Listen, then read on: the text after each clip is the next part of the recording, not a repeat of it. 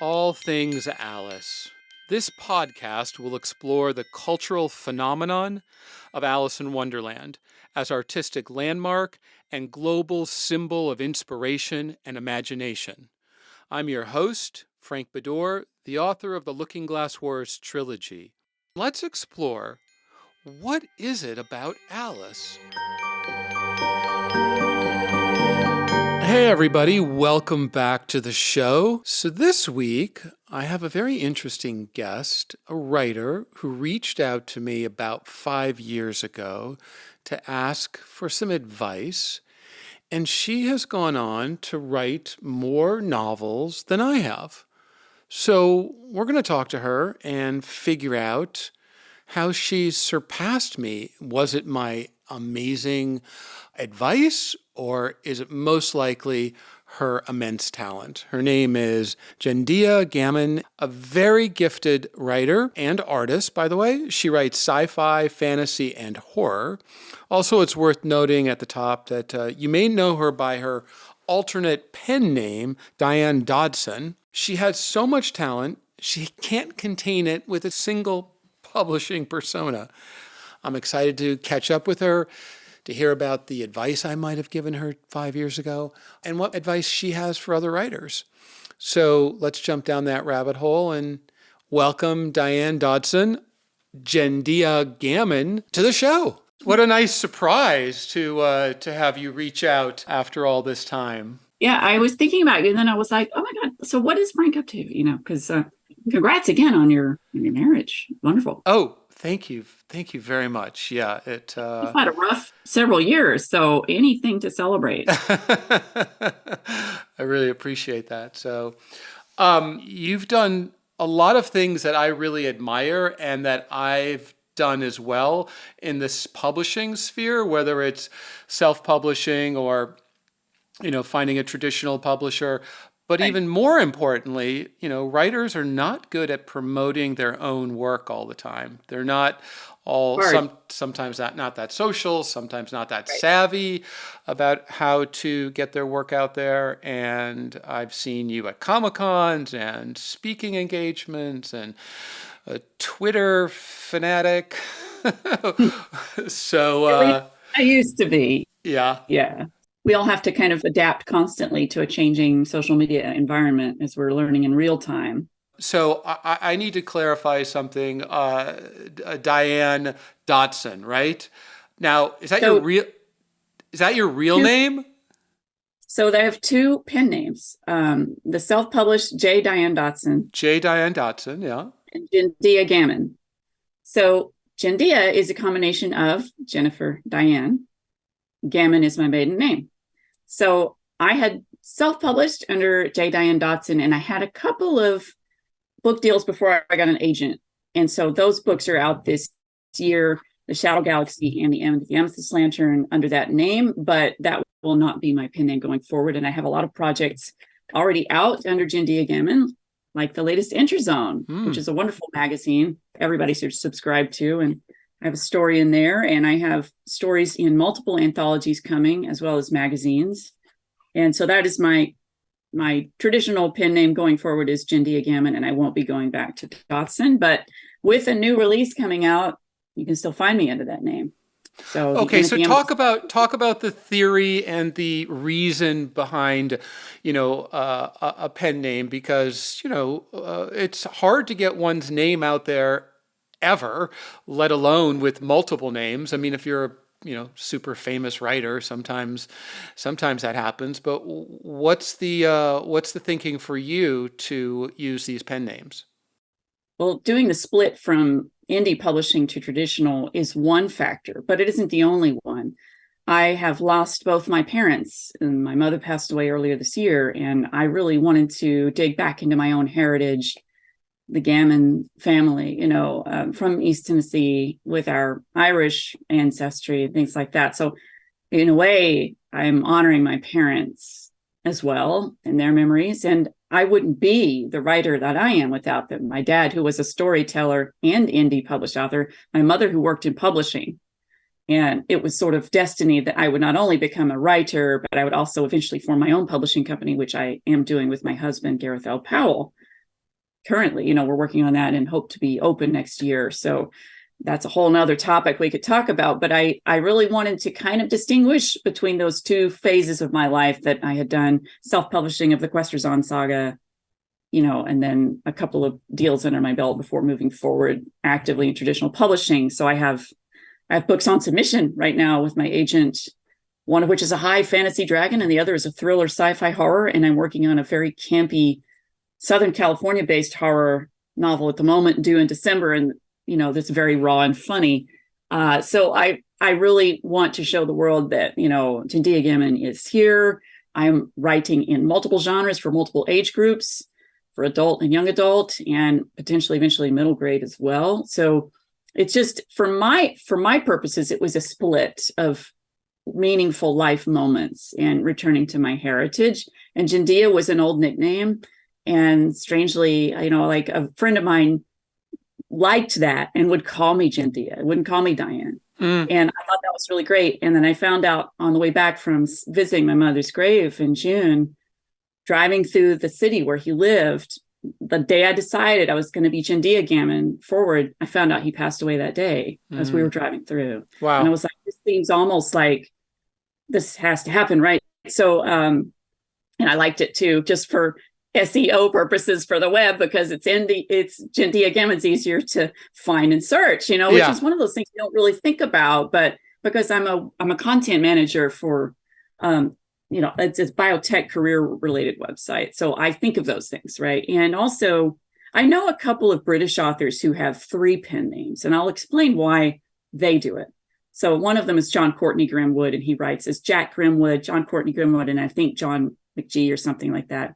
And then there's the author Stark Holborn, who writes science fiction under that name, but 2 entirely different names for 2 other types of books, one of which is historical fiction and one of which is more sort of cozy mystery. So they each have 3. And I think it's important that if you're going to write something wildly different, that you might want to consider a different pen name, because you develop a certain persona for each one, right? And then if people come to you and expect something and it's confusing.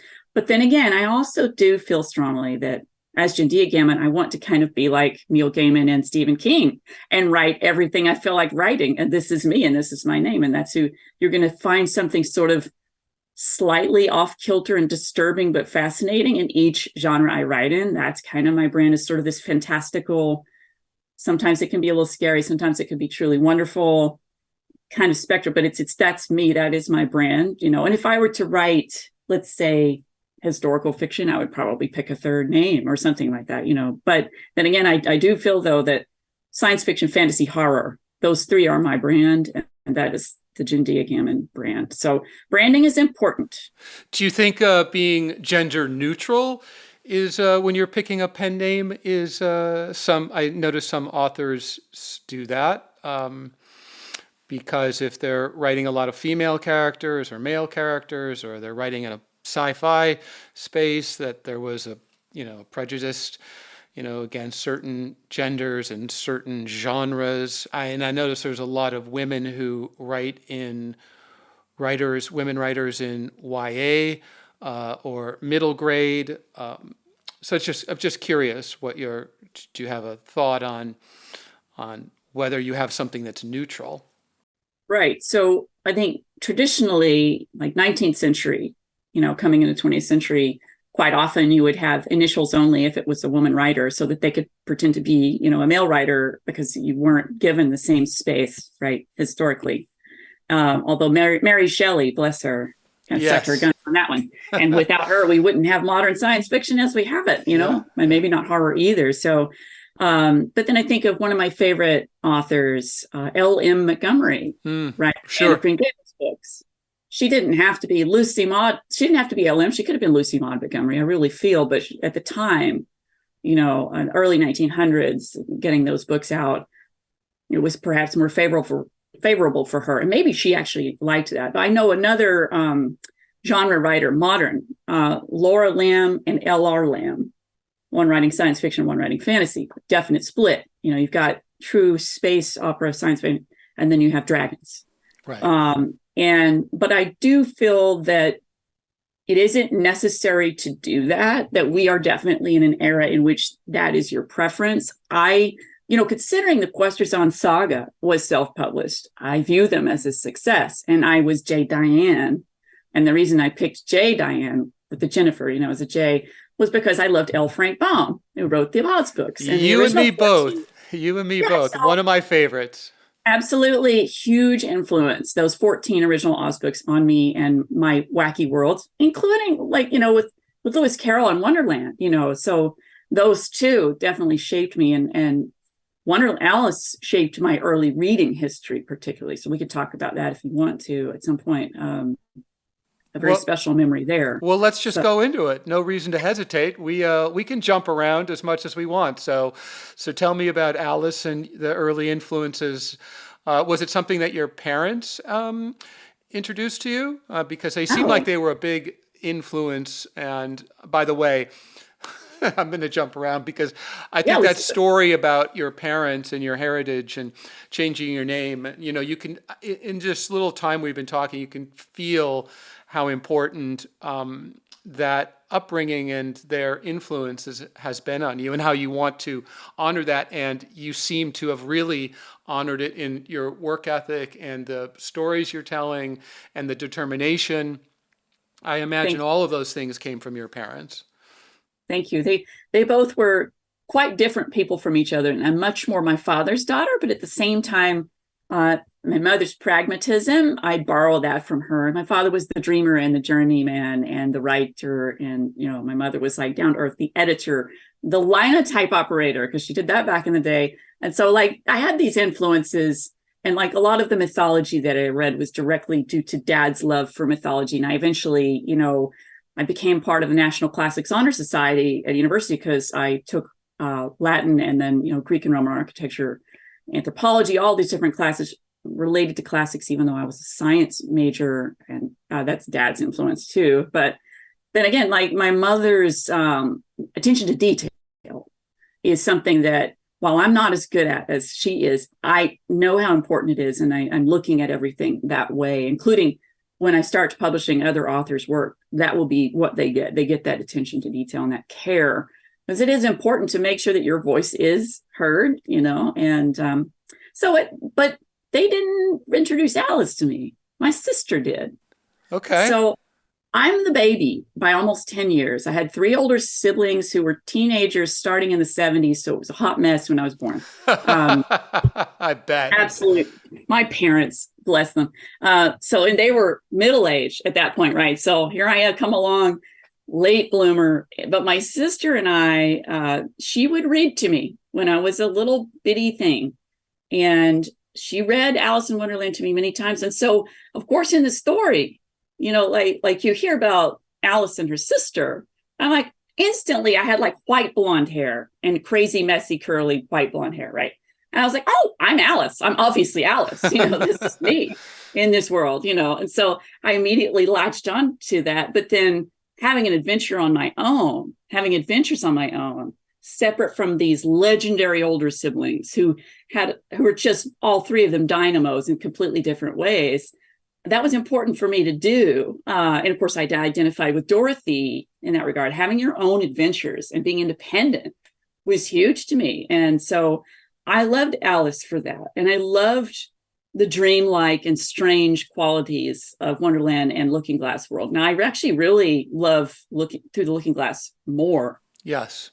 And for multiple reasons. And when I was in 6th grade, we had to choose something to read aloud in front of the class. Guess what I chose? Guess what I chose? I'm assuming you chose Through the Looking Glass. I chose Jabberwocky specifically. Oh, the poem. Wow. And I performed it. Oh my God.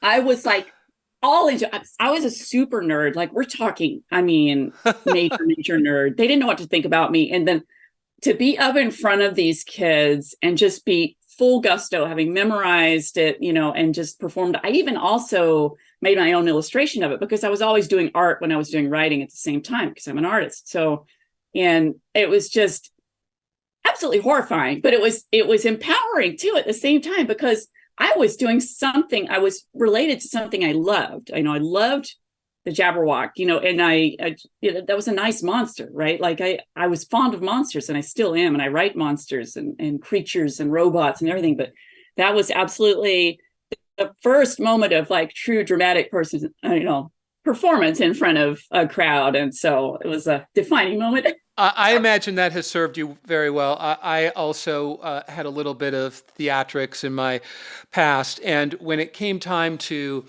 get in front of an audience, especially of middle grade kids at schools, when there's 200 or 300 kids, and they all come into the auditorium and they're all excited because this author is going to be there. They don't have to take their math class, and the teachers calm them all down, and then you're supposed to jump in and start talking about your book. And, a kid will say, whatever you do, don't read from your book. It's so boring. So then you're stuck with, okay, what do I have to do to engage them, to pull them in? And you have to be theatrical. You have to be dynamic. And once they're on your side because you're funny or you're entertaining or you're outrageous, then at the end, I would always talk about writing, or I would show the manuscript as all of the edits that were marked up, and say that's a crucial point. Yes, so that so that the librarian and the teacher and the principals would be happy about it, but you already have them on your side, and the acting and the theatrical presentation was critical. And I talked to a lot of writers about that. I want you to rehearse it. I want you to have props. I want you to look right at those kids, and don't worry about being, perfectly appropriate. So the teachers, as long as you're a little off center, they're going to love you. Right. Yeah, I think that if people can smell when you've practiced too much, you want to be a little sort of ad lib there. And because the kids love that. And there's an element of chaos, right? That's sort of like this energy that you can channel and engage everybody with. So let me ask you something, because you talked about the whimsy and of the story a little bit, but a lot of people interpret the story as horror because of what happens with Alice shrinking and expanding, and so there's a lot of different interpretations. You have the same interpretation, I think, that I have.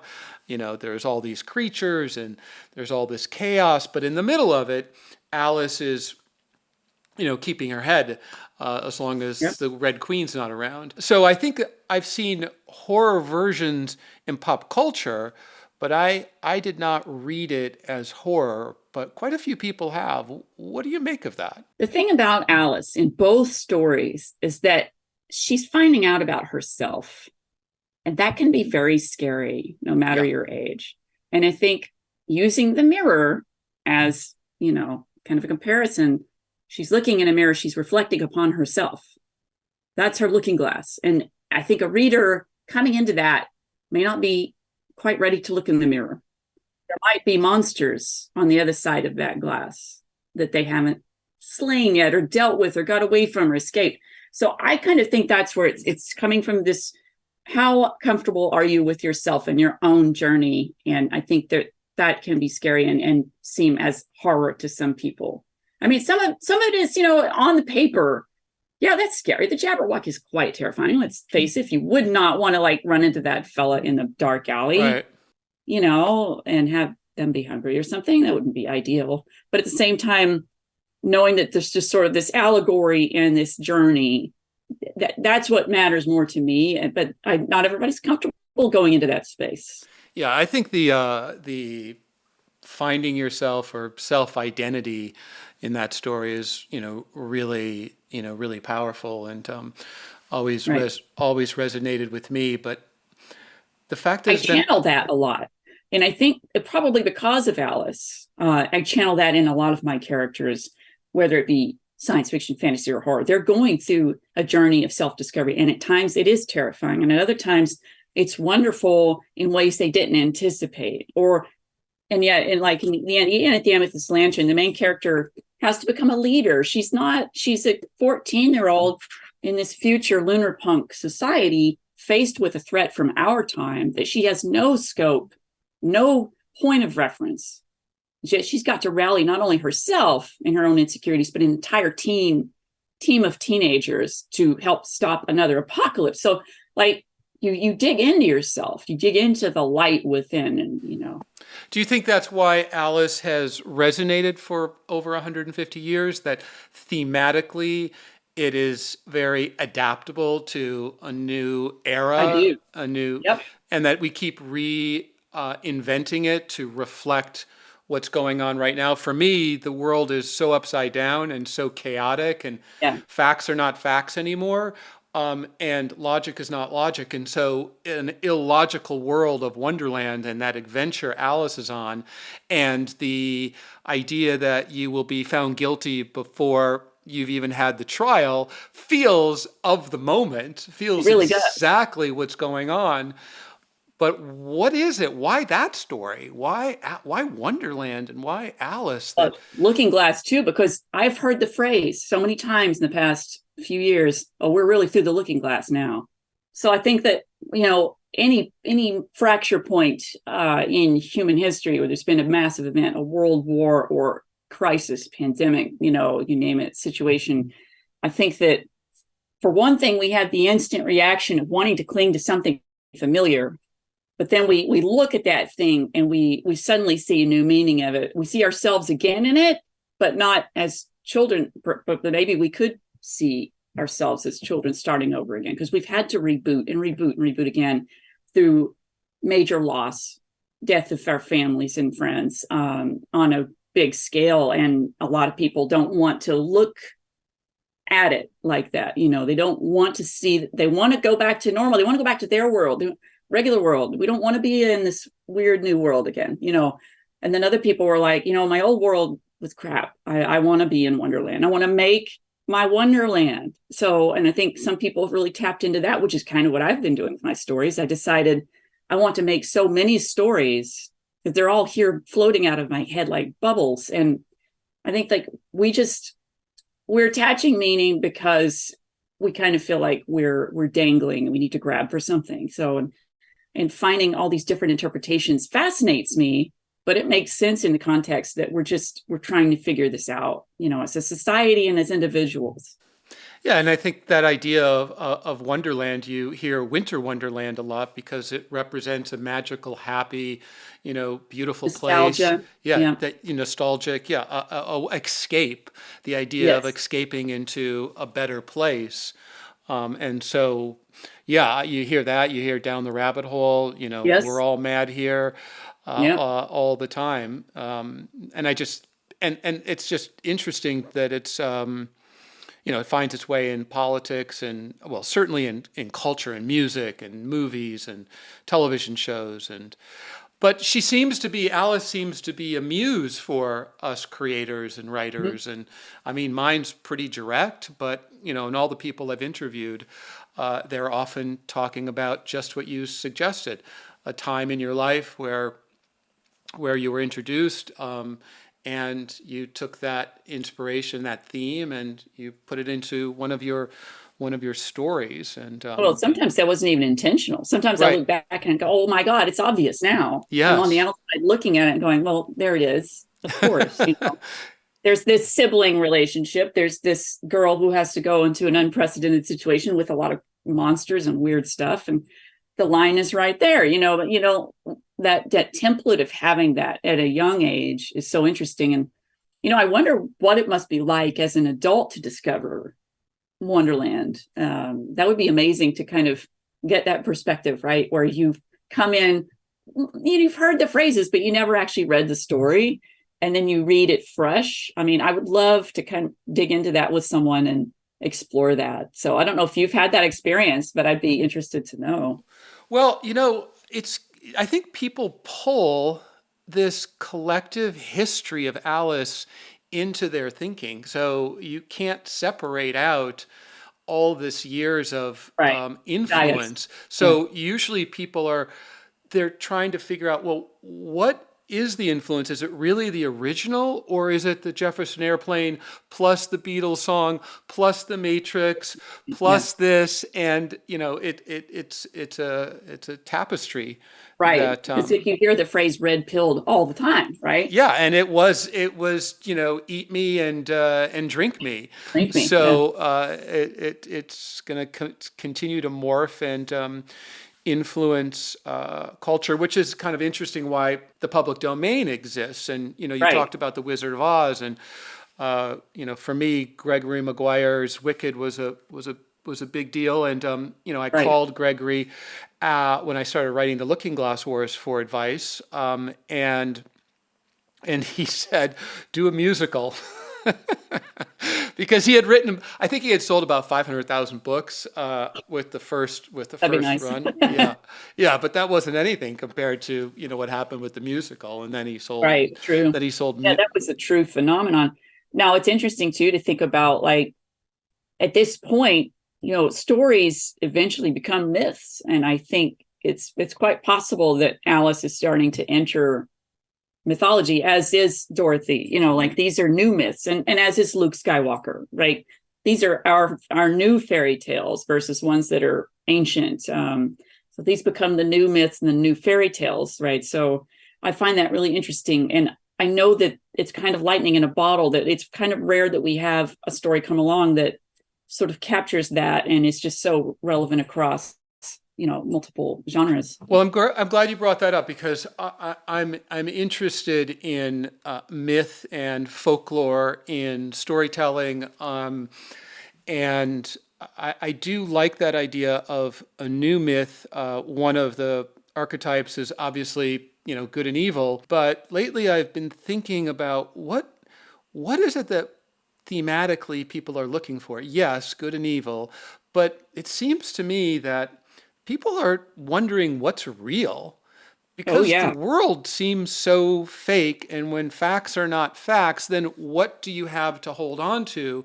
And with the divide of the country, and so it's like, hey, I think I'd like stories that have to do with something that's real that I can believe is real. Sure. What do you think?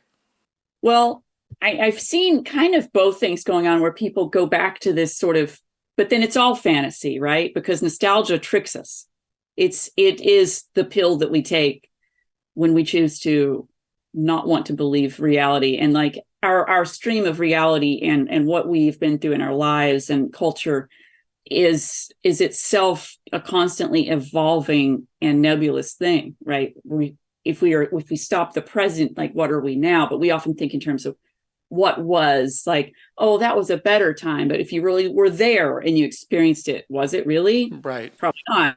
So it's a matter of kind of collectively wanting to forget, wanting to toss the sting and sip the honey, right? So there's that coming into play, and I see that a lot. And then now we have the wonderful, and I'm putting that in quotes, AI coming online and making Yes. question reality even more. Yeah. So to say nothing of taking some of our writers' jobs, and artists, that's a whole nother topic. But then we have to think about, kind of like in Blade Runner, which is its own fairy tale, in a way, dark fairy tale of, which is sort of like Pinocchio, who's the real kid, very much, and just questioning of, like, what makes us human, and how do we retain our humanity in a world which is increasingly AI prevalent, and things like that. So it's all kind of happening at a very interesting time in our history, where technology is rapidly accelerating rate and global change, and we're more unified and more separate than we've ever been.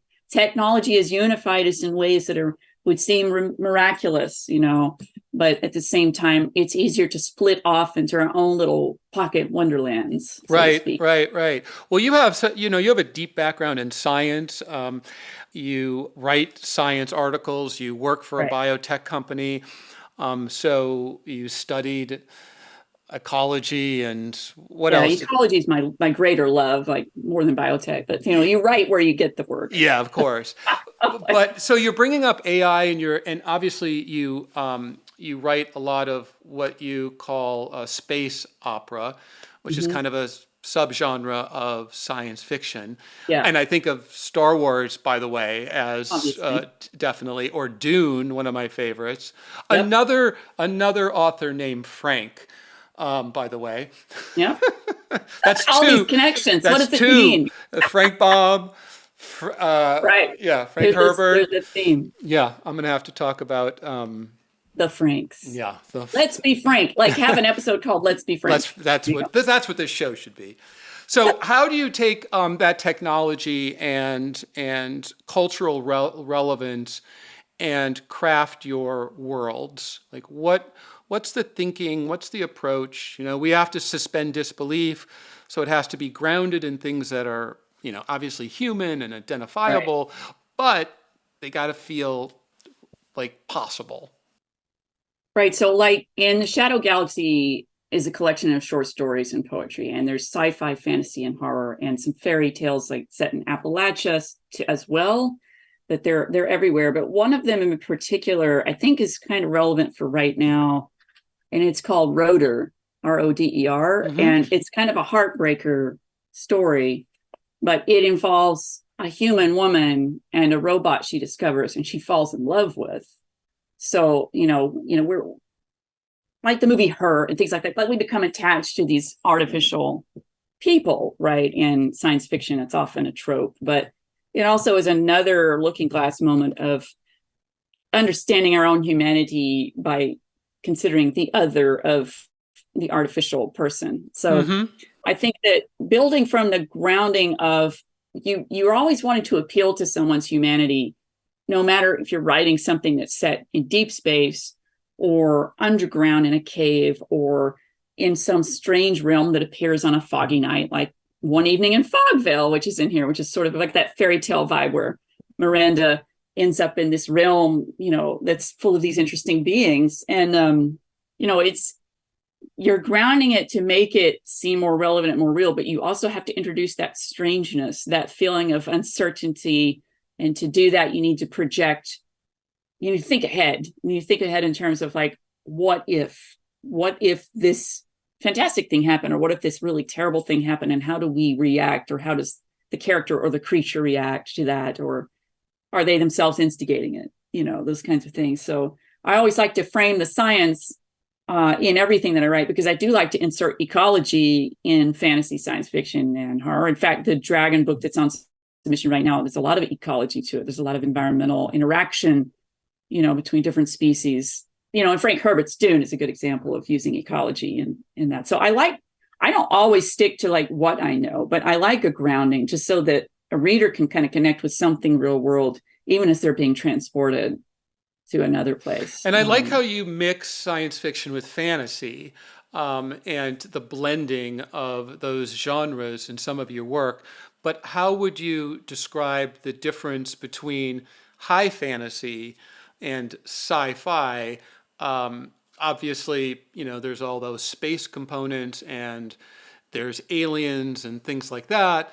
But from a world building perspective, in terms of whether it's creating the magic or the technology behind the weapons or the science, do you do a lot of research? I mean, on the science thing, I would think you'd have to research. On the high fantasy, you really have to let that imagination run wild. Well, to a certain extent, it depends on how grounded you want to be. Because, for example, I took a longsword class to kind of, like in, I guess was it Burbank and Glendale, and to get a feel for like, okay, this character has to learn to wield a sword, and she's built more or less like me. I need to know how that feels and how it works and what you would need to do. So there is research that you need to do to kind of, if you're doing the sword and sorcery kind of thing. But, the technology in most fantasy realms is magic. That is the tech, but you do have other forms of technology. You do have swords and you do have staffs and things like that. It depends on what level you want to play in, right? Is this a magic sword or is this just a sword that is a regular sword? Those kinds of things. So the technology, a lot of the times people like to say that magic is technology we haven't invented yet, which there's something to that, right? Because we're often inspired by these fantastical stories to come up with something that would have seemed like magic 100, 200 years ago, and that was one thing that I thought Star Trek did really well, sort of tapping into that, because on the face of it, it seems like science fiction, but they were doing some pretty fantastical things, we just couldn't do that. But it's nice to sort of come around the world thinking that way. Like you think, okay, I've got technology and physics, or the skewering of physics in some science fiction, because depending on how hard sci-fi it is versus introducing any fantasy element into sci-fi, that spectrum of it's strictly adhering to science as we know it versus projecting something that could be that we just don't know yet. There's discoverability and possibility. So there's different approaches. Now, because I have a science background, I have a bias toward wanting to dip more into that in my work, no matter what genre it is. Whereas my husband, Gareth L. Powell, does not have a science background, and he writes science fiction novels. So, you can do some research, and I do encourage it, because for one thing, scientists love when you ask them. So like the thriller I just recently finished, I had to talk to somebody at NASA about something they've been working on, because I needed to have kind of a real world parallel, or at least comparison. And I wanted to make sure that I had some things right. And so they don't mind at all, like reach out to them. So, it depends on your level, because I do know some sci-fi writers who just have never done the research. And it really, that's gutsy. That kind of freaks me out. Yeah, I wouldn't be able to do that. I'm like, yikes, but at the same time, they might be coming up with things, because they don't have the bias, that could help us, that projects their other perspective onto something that could potentially help us in the future that scientists could then take. So that fascinates me. And what about with the characters' dialogue? So if it's in a sci-fi story and you're dealing with scientific or science-eccentric things that are going on, you're going to be putting words in their mouth, but, and then in a fantasy world, it could be an invented language or terminology that you could completely invent. So, but at the heart of it, it's how do you pierce the humanity in the magic and the fantasy, the sci-fi, the technology?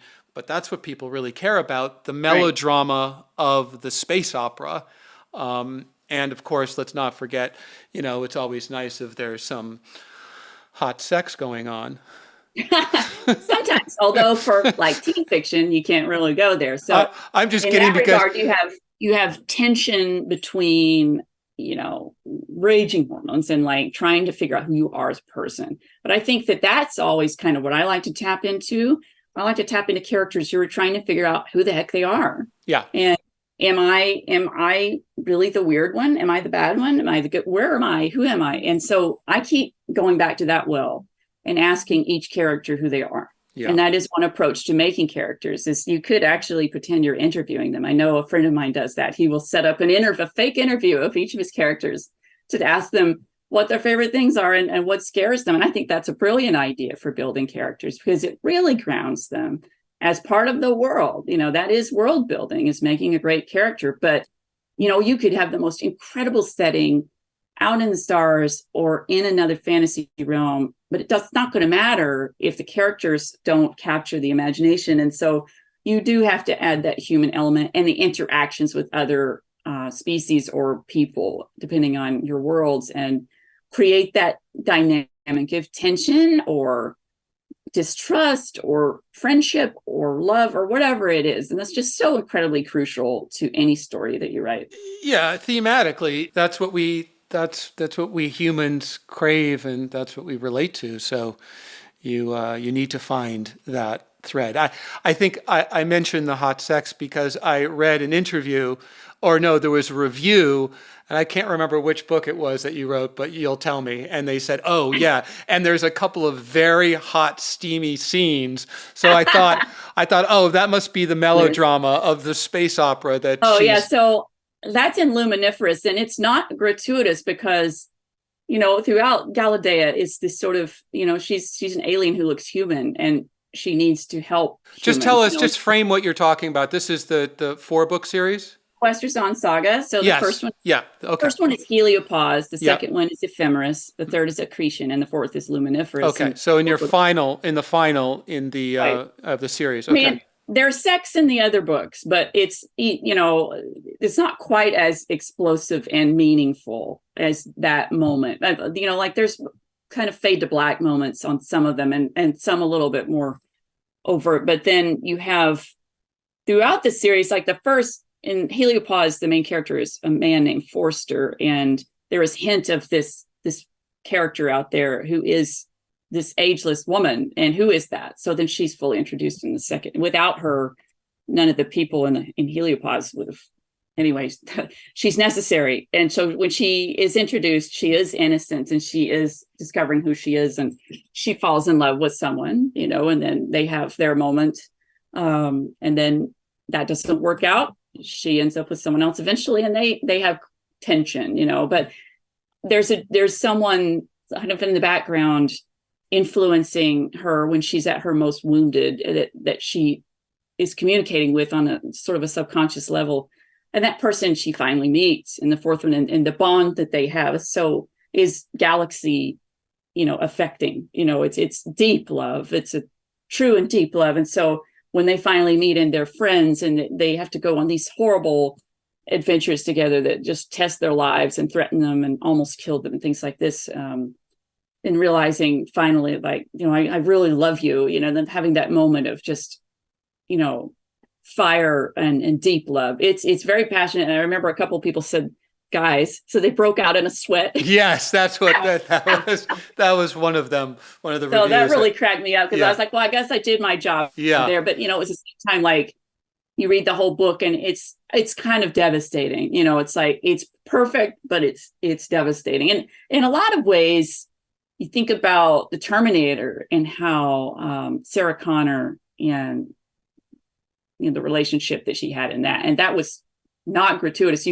That was a big payoff, right? That like that deep love, and you felt it was threatened, and it was literally world making or breaking, right? Yeah. So well, that was kind of where I was tapping into for Luminiferous. Very similar kind of moment. Yeah, I mean, really high stakes that bring two people together, and with those stakes is a level of vulnerability, and that you can kind of see each other because you depend on each other, certainly in that movie.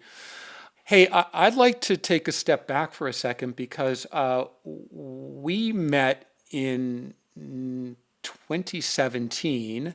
We talked on the phone. And I don't recall how we met each other, but I do recall you asking for advice. And I just want to tell my listeners that, you know, as a writer who's been published and who traveled a lot, and, you know, I have a lot of aspiring writers ask me for advice and tell me about their books, and I never hear from them again. And one of the big things is, you know, well, write your book, finish your book. I mean, because then you have a thing. And so you called me, and I said whatever I said. I'm going to take all the credit for your success because you have all these books. I must have said something super inspiring. But anyway, for me to see your books start to come out over the years, and you build up your portfolio of work and your readers, has been really quite delightful and a joy. So what were those words of wisdom that I shared that motivated you to this deep level of writing? So it's funny, like, we had a mutual contact named Ed, and Ed, I was Ed Dector? No, Campadonico, I think. Oh, yes. Oh, Ed, right. Oh. So I was wanting, I had written the Questers on Saga's Bones when I was a young teen, and my English teacher was mailing publishing companies for me. You know, I still have some of the letters they wrote back. They're like, well, you are young, but if you're really serious, we can move on. So I kind of chickened out, though, and then rewrote. And so those two books became eventually morphed into the Questers on Saga. And so I had finally, after just years of tumult and moves, and then becoming a parent, you know, like, which, you know, your time is not your own. I finally came back, and a friend of mine was encouraging and was like, well, you know, you should finish it. I'll read it. I'm like, oh, that's really cool. So I did that. And then I'm kind of floundering, like, what do I do with this thing? Like, how do I get this out there? How do I get published? What do I need to do? I had no idea, even despite, the years prior. I knew things had changed, right? So then Ed was like, oh, well, you might want to talk to Frank Beddor, and so I'm like, okay, cool. And I didn't know who you were from Adam, as the saying goes. I had no idea of your history at all until later, and I'll get to that in a minute.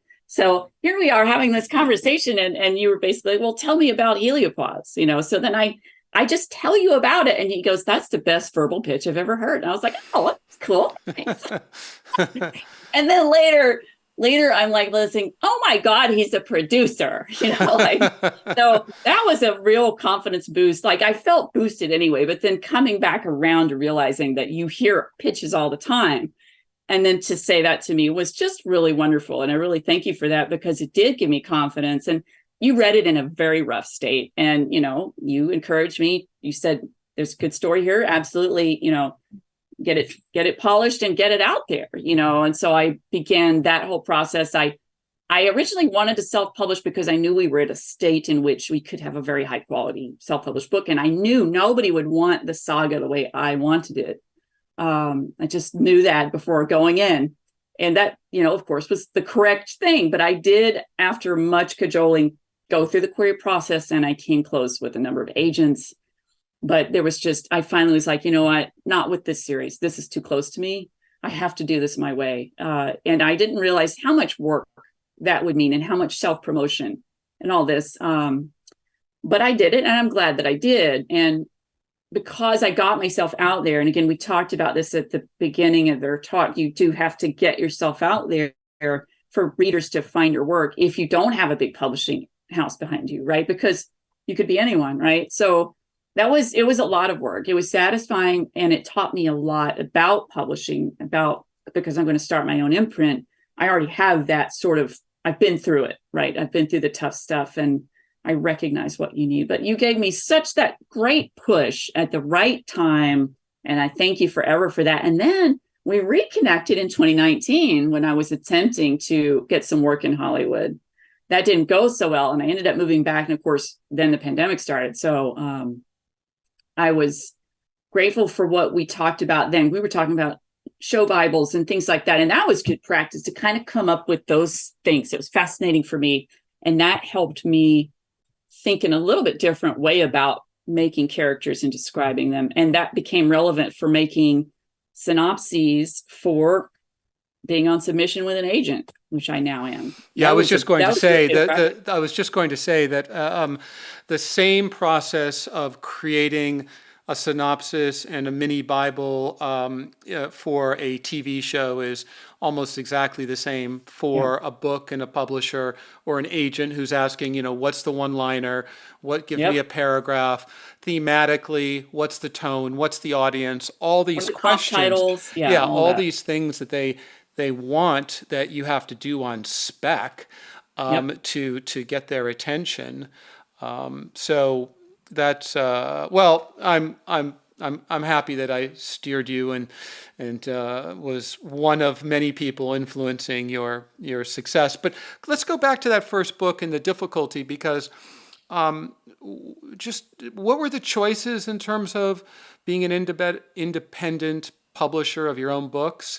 And I was really struck by the quality of your cover and the way that you dealt with the fonts and the title. These are really delicate, important issues that really help people choose your book, and publishers get really anal about their influence on that, because I ended up using a lot of the artwork that I had commissioned, and Penguin had to license the art from me to put on my cover. But I was so thrilled because I loved the artwork and I thought it was better than anything they could have come up with. But they're really good at it, and I'm not taking that away. They're great at it. And I've made a few bad mistakes by trying to influence covers, especially in Germany, where I saw their artwork and I just said, that can't be the best artwork you could come up with. But turns out that's what Germans like. And there's that, right? I screwed that up. Issue, there's a taste issue that I think, like, tapping into culture is a really good point, and something that I have to consider when I start publishing other authors' books, right? So for my own purposes, having had the art background, I already had a very defined sense of what I wanted, the look that I wanted. I wanted to give kind of a nod to Vincent DeFate and John Berkey, classic sci-fi covers that looked painted. I didn't want them to look too CGI, right? So I wanted a classic look that was really vivid and gorgeous. So, and the artist Leon Tucker delivered, the front and the back of the paperbacks. It's a wonderful spread of art, right? So working within that framework was a challenge sometimes, but you figure it out. You get the concept sketches, you say, no, this isn't quite right. You go back and forth and tweak things until there it is. There's what you want. And then in terms of layout and design, that's an entirely other facet. Like, I don't know, is this voice only or? Yeah, mostly. You have been showing books. I haven't taken these clips and put them on YouTube, but I will at some point. So happy to right. see. So like when you look at the covers of the Questerzon saga, Yep. what's it? Wrap around. Yep. Gorgeous. Purposeful. Everything is purposeful. Yep. Great. And then my website guys did the font and layout. I did the interior layout with Vellum, which is a really powerful software. Let's see it. Let's see the interior.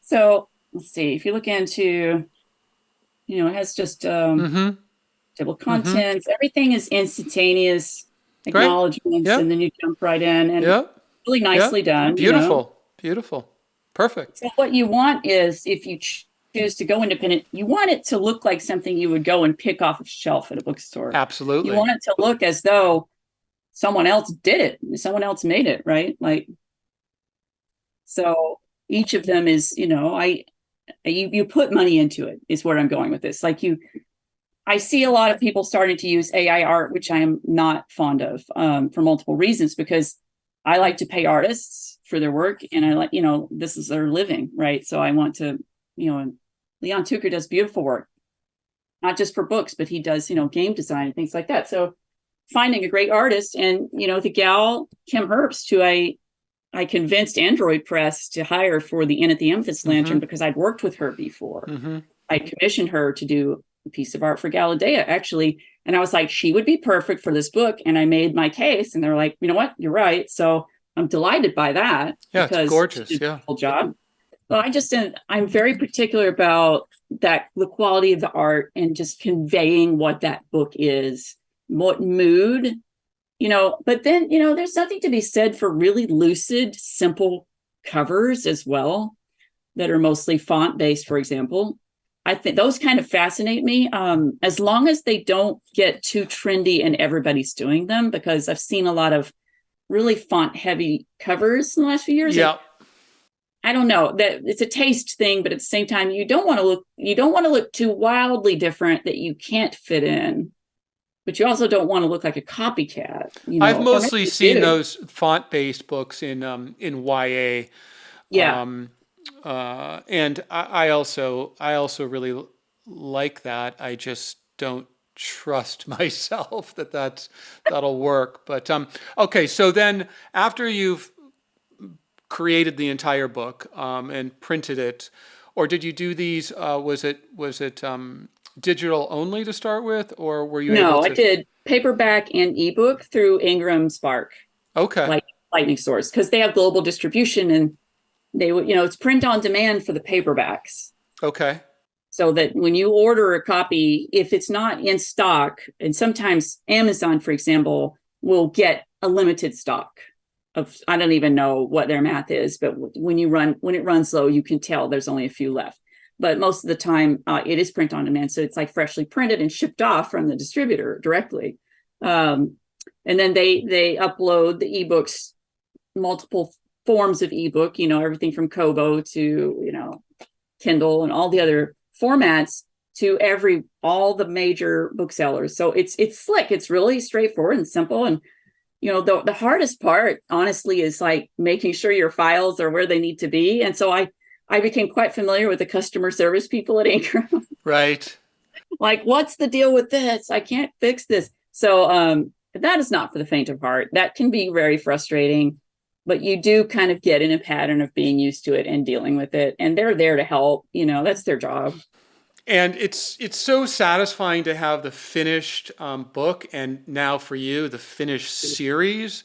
Yeah. Um, how was this experience more for the love of the series, the creative part of it, or were you able to, make enough money that you would do it again, or is that why you're going to a publisher? So tell me about the thinking and what the financial realities of something like this.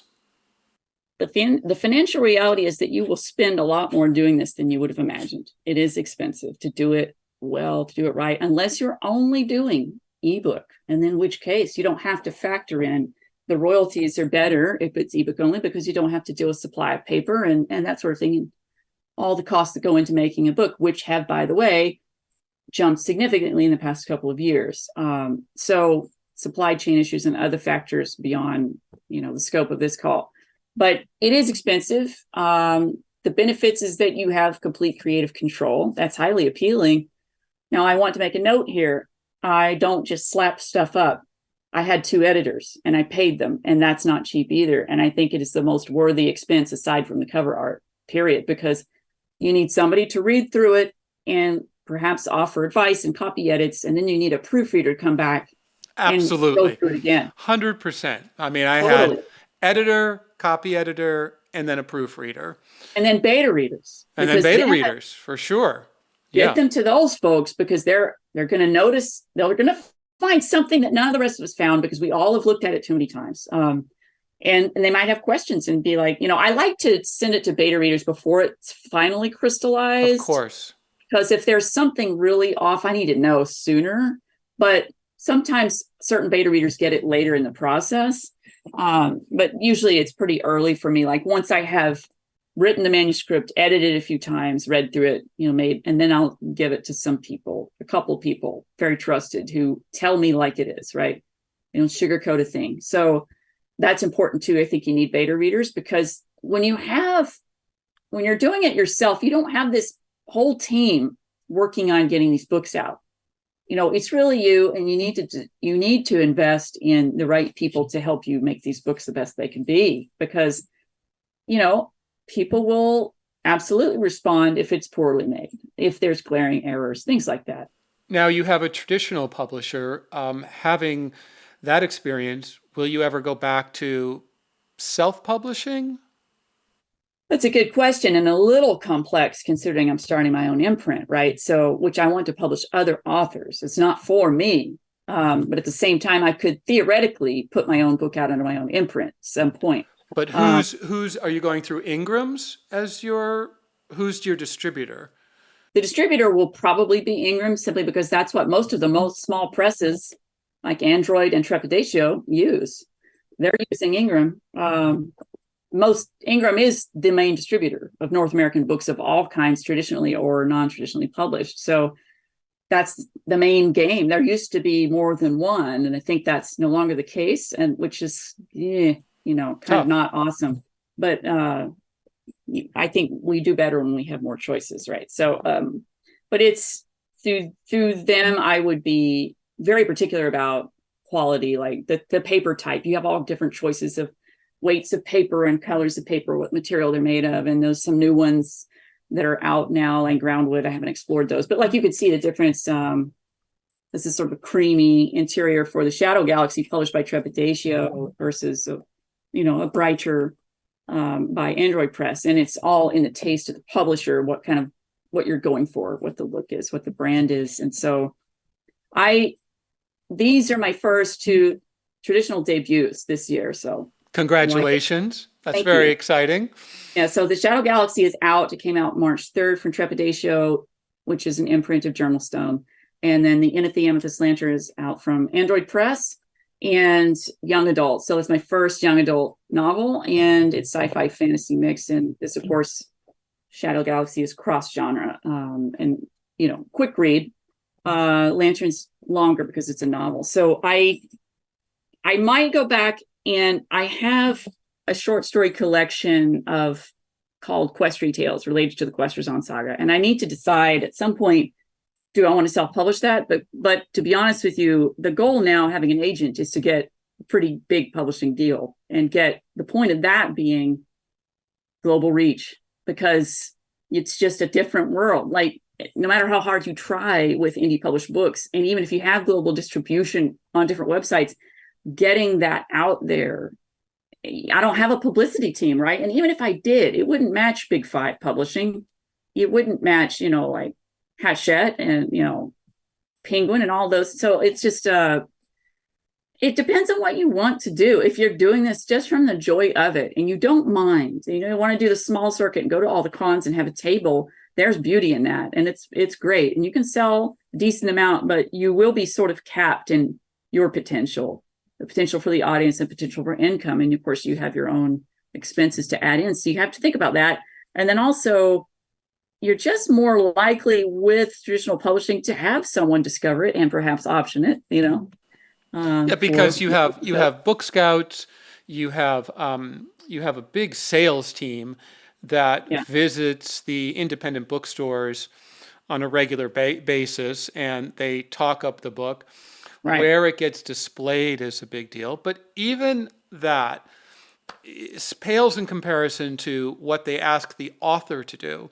And so, building community of readers and fans, whether it's through schools or Comic-Cons or speaking engagements, is really the most crucial, because once you have that community and those early adapters and those people that really back and love your work, then when you have a new book come out, they're your foot soldiers, they're your beta readers, they're out there, spreading the gospel. So it's important community is huge. Create that community. Yeah, and that's something that you can do even if you're not like me. I mean, I'm obviously very gregarious. I'm out there. I'm an extrovert writer, but I know a lot of writers are introverts as well.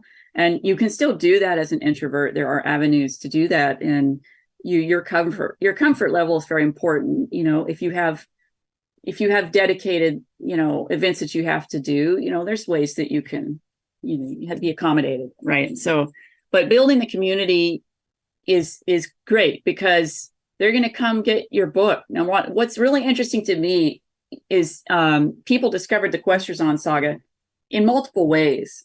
I had some discover me at a table at a con, right? Just a table and a banner, and just literally throwing my pitch every other minute, right? You have to have that sales pitch down of what it is and why they should buy it, right? Among all the other flavors, why should they buy your book? But so you learn that really quickly in real time. How did you come to renting a space or a table at a Comic-Con? Who inspired that? Because that's something that I did in 2005, and I was blown away by how many people wanted to buy books, because I thought it was a comic book convention only, right. And people loved reading, and I thought this is the place to launch novels. I don't know why all the publishers aren't there. So how did you realize that was such a sweet spot to get your book out? Well, I was a nerd myself, and I had been to some conventions, and I also just frankly asked other writers, like, what works for you? So look to people who are successful and gather constantly that information, and don't stop, because it changes with time. We have to adapt. And obviously in 2020, we couldn't have in-person events. Right. So then we had to pivot quickly to online. And that actually turned out to be pretty great. And those are still continuing. So there's a lot of hybrid events or strictly online. I'm part of a summit that I had a workshop for like a couple of months ago, and I'm going to be part of again in October, that is completely online, but people from all over the world will join, and they're paying, to see different writers' perspectives and to learn how to write books and publish and promote and all these different things. And I think, though, that comes from being a nerd and having seen it and realizing and watching people buying books. So you're like, oh, okay, so that's what they're doing. Because I take note at every convention I'm at, and I haven't had a table in a few years, but I've been a panelist. And that's another way of getting support, right? You're in front of a huge audience, either on or off, that have never heard of you or your work before, but you're describing how to relate to whatever. I've been on Star Wars panels. I've been on, how to write psychologically rich characters, you name it. I made a panel for the Nebula Awards based on an article I wrote called The Ecology of World Building for the Science Fiction Writers Association. So then I pitched that as a panel. They said yes. I'm also going to be I don't know if I can say this. I'm going to be part of a pretty impressive writers workshop at a university this coming spring. And I will be leaning into ecology for genre fiction. So like whatever your specialties are, you lean into that. But in terms of the actual boots on the ground sales, it's very much you have to decide, because it's controversial. Can you invest the money to be there? Because it costs a lot of money depending on the convention. Like some conventions, like I started out small at CondorCon in San Diego. It was intimate, but there are a lot of book buying visitors, right? Yeah. So San Diego Comic Fest is great too. Now Comic-Con, you invest a pretty significant chunk of money into a table or booth, but if you could split it with another writer, honestly, that's the best thing, because not only is it save you both money, you have a booth buddy who can take over if you need to go do whatever, eat or take a break, and also get rid of what we call booth barnacles, people who just will not budge from your table and want to talk your ear off. So I'm a fan of the smaller cons, the Wonder cons, because San Diego is just too many shiny objects, right? And the smaller ones are creator driven, and they're more exploratory, and they'll take risks in trying things. So especially when it comes to selling, if you can sell enough books. But the thing that is so true is the pitch. You have to get that pitch down to 30 seconds, 60 seconds. And it's like, okay, this is it. I have 30 seconds. Right. People's walking by. I go 10 seconds. Okay, come back. 10 seconds. Here's what I'm going to tell you about my book. Yeah. So, you have to flash that beautiful cover because, that looks cool. I mean, to be honest with you, also having your display being very visual of interest. Yeah. And it doesn't hurt in my case to have my double chocolate brownies, but that's another topic. But, you can have a poster made of your book cover that's larger so it captures attention, and put it in an acrylic frame. Yeah. So there's nothing obscuring it. And then people will be like, oh, that looks cool. And that's how I've sold a lot of books. It's like, first you draw them in, then you give your pitch. They go with it or they don't, but that visual is essential. And then you tackle them if they don't buy your book and pull their bring wallet out the lasso. So I'm going to bring it back and end on an Alice note. I'm curious, down the rabbit hole often means a time suck of some sort, something that's pulled us in that whether it's a television show or on Twitter. What is your down the rabbit hole of late? That's a really good question, because I have so many interests that I usually have a whole spectrum of rabbit holes. Okay. Well, it's basically like a gopher yard. Anyways, they pop up, I go down. So let me think for a second, because I've been obviously researching a lot of stuff related to publishing and how to be a good publisher. So that's kind of dry though. In terms of story and obsessions, I know that you're really into dark chocolate. This is a fact, and honestly, that's a lifelong thing. Like literally, like they couldn't get me to have as a newborn. They wouldn't take formula. Doctor was like, add chocolate, and that was it. Okay. Quite since being a newborn. So anyway, chocoholic here. Do you have a particular kind of chocolate from a region? Because now everything's craft based, and I try them all as long as they're dark chocolate. They're my favorite. But I try different percentages of cacao. And Seamus Blackley, do you know who he is? Sure. So he's a friend of mine, and here, like, he has a lab. He grew a cacao tree and actually went from bean to bar recently. And I'm like, wanting to claw on his windows, like, where is my sample? So that's his rabbit hole, and I love that. So I actually am a big foodie, and I do actually research food all the time, food blogs and cookbooks, and there's food in every story I write. It's part of world building, and I've written articles about that. You need food and drinks in your wherever your stories are taking place and whatever dynamic. Got to eat, right? Got to drink. So that's always a rabbit. Food's always my rabbit hole. But at the same time, currently, I'm loving kind of revisiting sort of early 20th century, really early 20th century works of fiction. Mm-hmm. Not just Alice and not just Oz, but some of Ella Montgomery's stuff and some sort of like pre and co World War One, because I feel like there's not been enough about World War One and how essential and crucial a moment that was in human history and how it changed everything. Right.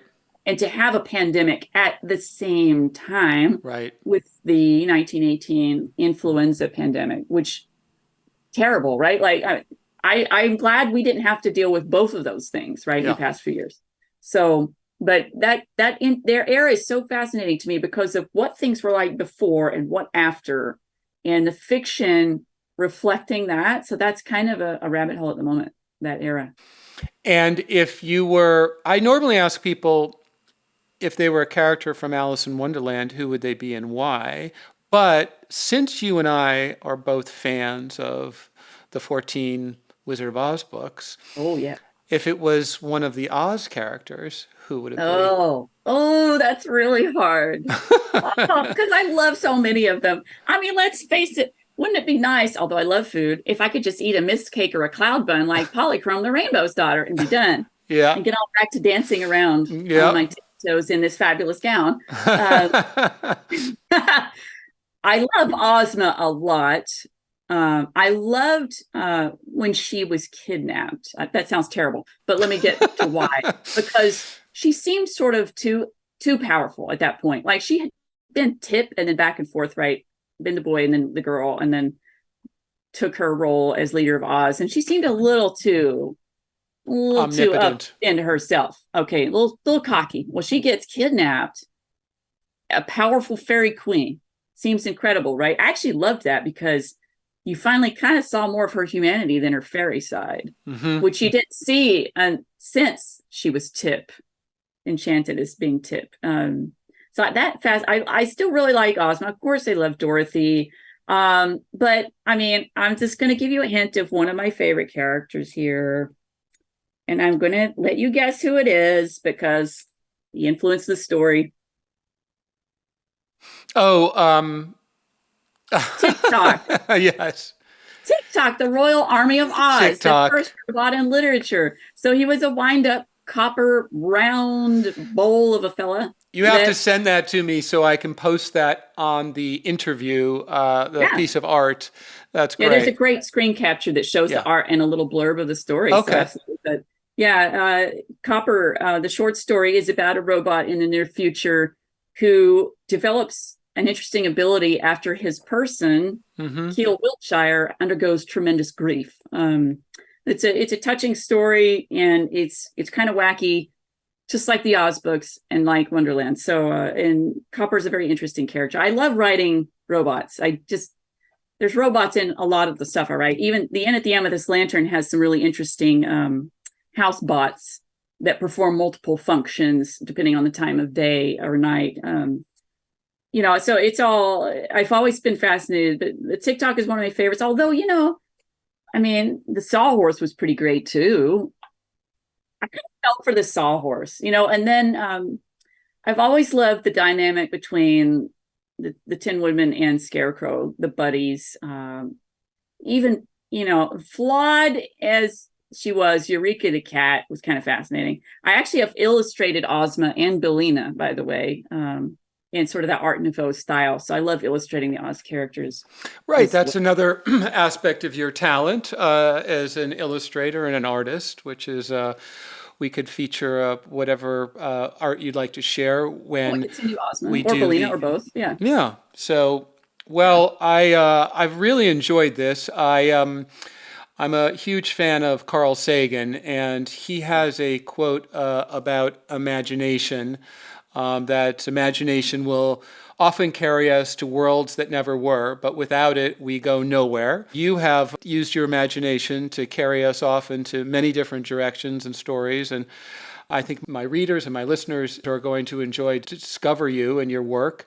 And I hope they'll pick up some of your novels and enjoy them as much as I have. So thank you for being on All Things Alice. It's been a real pleasure. Thanks so much, Frank. It's been great talking to you.